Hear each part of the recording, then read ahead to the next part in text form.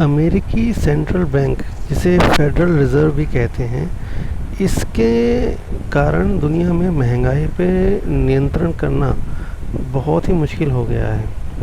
वर्षों से महंगाई नियंत्रण की तुलना में रोज़गार बढ़ाने पर अधिक ध्यान दिया है इन्होंने, लेकिन वो पूरी तरह से कामयाब नहीं हो पाया। अर्थव्यवस्था लगभग पूर्ण रोज़गार की स्थिति में होने के बावजूद महंगाई लगातार लक्ष्य से ऊपर बनी हुई है। फेडरल रिज़र्व की आधिकारिक महंगाई लक्ष्य दर जो है वो 2% है।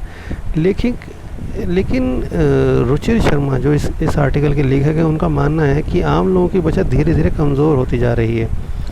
प्रसिद्ध निवेशक यानी कि जो बहुत ही फेमस इन्वेस्टर हैं, वॉरेन बफे, उन्होंने लंबे समय से शून्य महंगाई, ज़ीरो इन्फ्लेशन के पक्षधर होने की बात कही है, लेकिन वो भी इस तरह के इन्फ्लेशन के दौर में अपनी बात पर कायम नहीं रह पाए। उनका मानना भी गलत हो गया।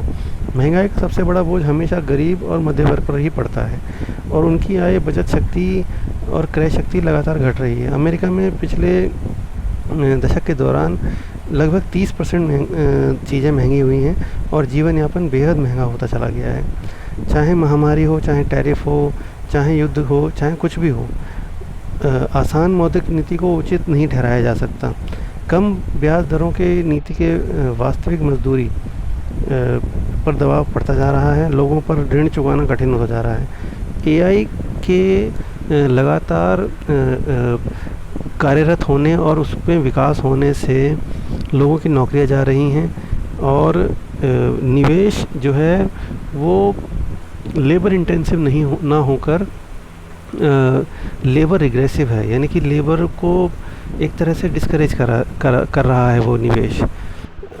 एक अनऑफिशियल डेटा के अनुसार तीसरा दायित्व यानी कि थर्ड रिस्पॉन्सिबिलिटी है, वो वित्तीय प्रणाली को स्थिर रखने के आधार को भी माना जा सकता है।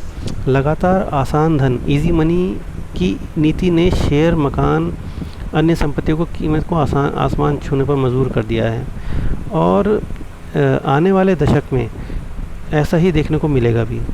देखते हैं आगे क्या होता है। जय हिंद, जय भारत।